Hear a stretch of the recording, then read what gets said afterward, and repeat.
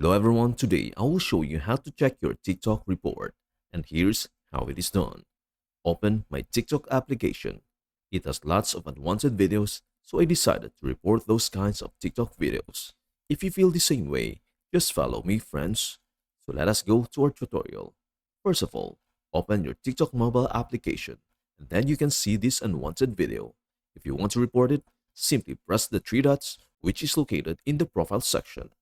At the bottom, it shows some icons, and the first one is the report icon, so simply select it. Then they ask for a valid reason to report that video. There are many categories, so you can select any valid reason. Once you select it, if you'd like to write additional information, just use this section. Otherwise, just click to submit your request.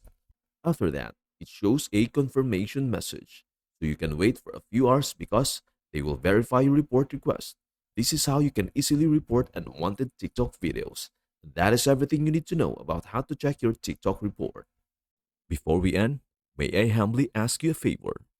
Please do like, share, and subscribe to our channel. This means the world to us.